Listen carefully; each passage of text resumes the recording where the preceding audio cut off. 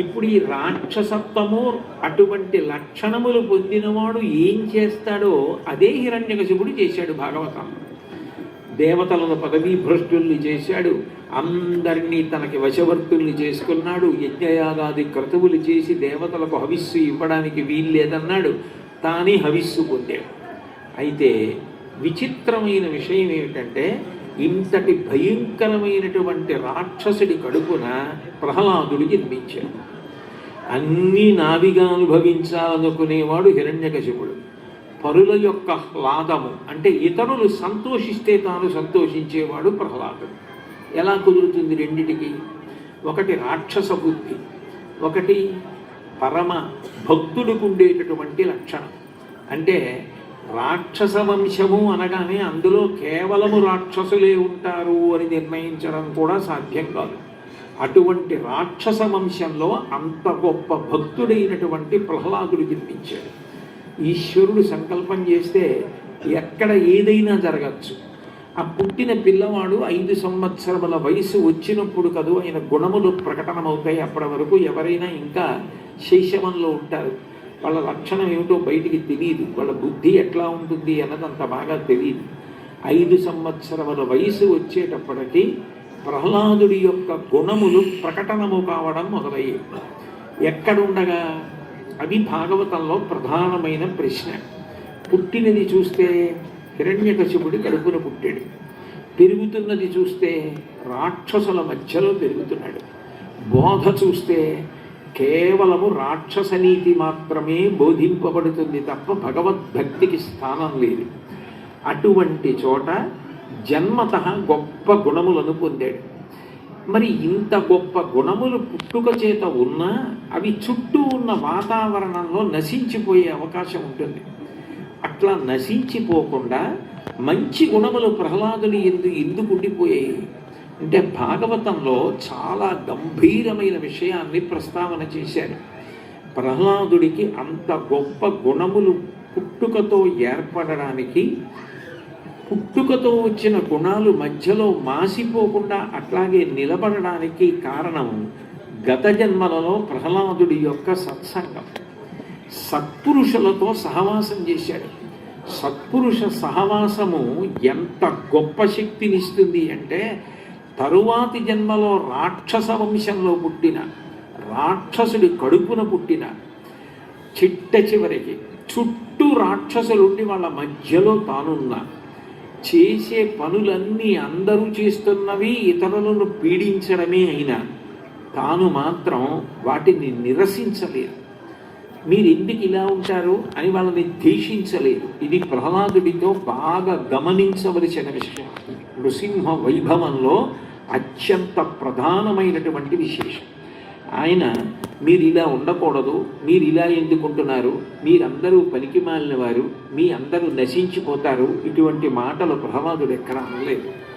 ప్రహ్లాదుడు అందరి పట్ల అంత ప్రేమతో ఉండేవాడు. అందుకే పోతన గారు భాగవతాన్ని ఆంధ్రీకరించినప్పుడు అద్భుతమైన పద్యరచన చేశారు. తనయందు అఖిల భౌతములందు నొకభంగి సమహితత్వంబున పరగువాడు, పెద్దల పొడగన్న భృత్యులికైవడి చేరి నమస్కృతులు చేయువాడు, కన్నుదోయికి అన్య కాంతలడ్డంబైన మాతృభావన చేసి మరలువాడు, సకులయడ సోదర స్థితి జరుపువాడు, అట్లాగే దైవతములంచు గురువుల తలచువాడు, లీలలందున బొంకులు లేనివాడు, లలిత మర్యాదుడైన ప్రహ్లాదుడదిప అన్నారు. ప్రహ్లాదుడి యొక్క గుణముల గురించి మాట్లాడుతూ ఆయనకున్న చాలా చాలా గొప్ప గుణం, ఎంతో సాధన చేస్తే తప్ప రాని గుణం, గత జన్మ సత్సంగం వల్ల ఈ జన్మలో వచ్చేసింది. బహూనాం జన్మనామంతే జ్ఞానవాన్మాం ప్రపద్యతే వాసుదేవ సర్వమితి సమహాత్మాసు దుర్లభ అంటాడు గీతాచార్యుడు. కొన్ని కోట్ల జన్మల సాధన చేస్తే సమస్తం వాసుదేవమయం అన్న జ్ఞానం కలుగుతుంది. అది వచ్చింది ప్రహ్లాదుడికి. ఎందుకు వచ్చింది అంటే గత జన్మలో సత్పురుషులతో చేసిన సహవాసము యొక్క ఫలితం. తనయందు అఖిల భూతములందు నొకభంగి సమహితత్వంబున పరగువాడు. ఇందులో ఉన్నది చైతన్యమే, ఇది తెలుసుకుంటోంది. ఇది తెలుసుకుంటోంది కాబట్టే దీనికి ఏదైనా ఇబ్బంది కలుగుతుందేమో అంటే భయాన్ని పొందుతుంది, దీనికి ఏమైనా సంతోషం కలుగుతుందేమో అనుకుంటే ప్రహృష్టమవుతుంది. ఏ ఇతర ప్రాణైనా అంతే. ఓ చీమ అలా పాకుతోందనుకోండి, నేను పుల్ల పెట్టి దాన్ని కదిపాను అనుకోండి, అది భయపడిపోతుంది, నన్ను చంపేస్తాడేమో అని. దానిలో ఉన్నది చైతన్యమే, నాలో ఉన్నది చైతన్యమే. నామరూపములు మారే, అంతటా ఉన్నది చైతన్యమే. ఆ చైతన్యమే ఈశ్వరుని యొక్క లక్షణం. అటువంటి చైతన్య స్వరూపుడై అంతటా ఉన్నది భగవంతుడే అయినప్పుడు నేను ఇంకొక ప్రాణిని భయపెట్టడం కానీ బాధ పెట్టడం కానీ జరిపితే ఆ ప్రాణికి భయరూపంలో తెలుసుకునేటట్టు చేసే చైతన్యం ఎవరు? ఈశ్వరుడు. అప్పుడు నేను అట్లా చేస్తున్నానని ఇక్కడ ఉన్న చైతన్య రూపంలో గ్రహించి నీకు ఇచ్చిన ఉపాధిని దుర్వినియోగం చేస్తున్నావని నన్ను శిక్షించరా. అందుకని అన్ని ప్రాణుల యందు ఒక చైతన్యమును మాత్రమే చూసి గౌరవించినవాడు. అంటే అంతటా వాసుదేవమయం జగత్, తన యందు అఖిల భూతములందు ఒక భంగి సమహితత్వంబున వరగువాడు.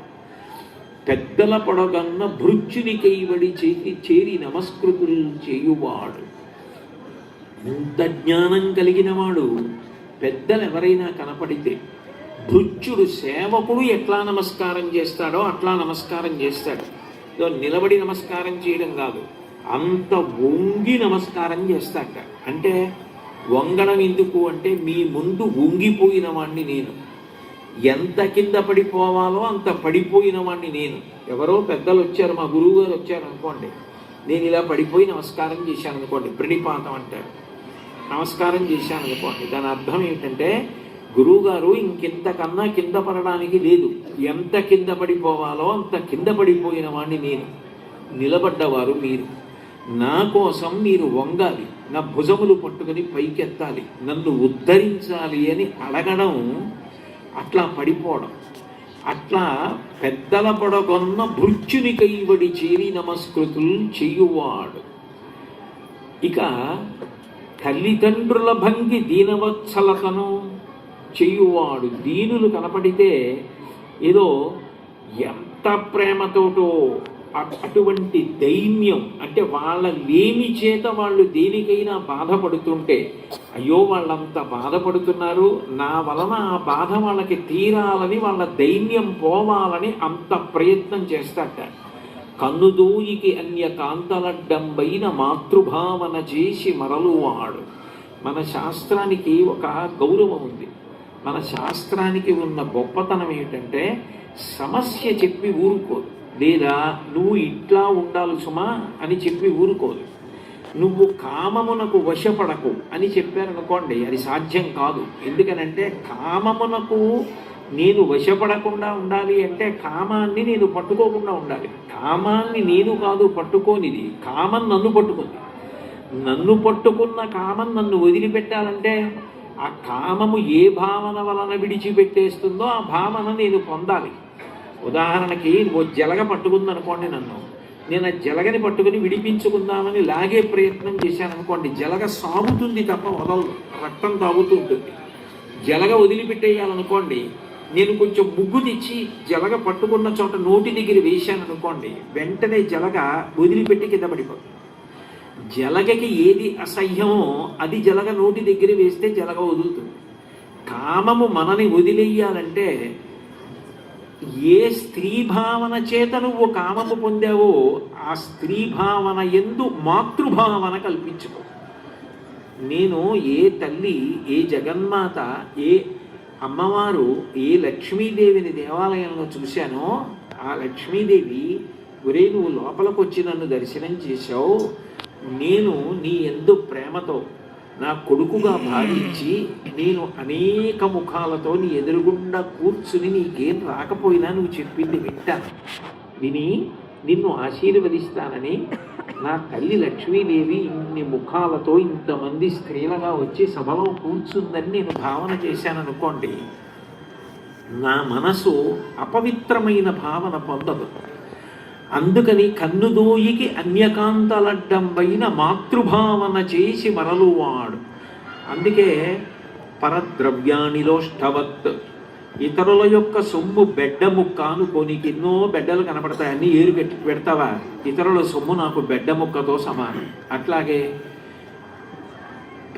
పరస్త్రీ కనపడితే మాతృవత్ పరదారేషు, మాతృస్వరూపంగా భావన చే అమ్మా అని మాట్లాడు. అది ప్రహ్లాదుడు ఆచరించి చూపించినవాడు, తెలుసుకున్నది కాదు ధర్మం, ఆచరించినది ధర్మం. అందుకే ఆచార ప్రభవో ధర్మ అంటాడు భీష్ముడు. నాకు తెలుసండి ధర్మం కాదు, నేను ఆచరించాను ధర్మం, అది నన్ను కాపాడుతుంది. ధర్మో రక్షతి రక్షిత, ధర్మం నువ్వు ఆచరిస్తే నిన్ను కాపాడుతుంది, ధర్మం నాకు తెలిసింది అంటే కాపాడదు. హిరణ్యకశిపుడు అంత ప్రసంగం చేశాడు, ఏం కాపాడింది?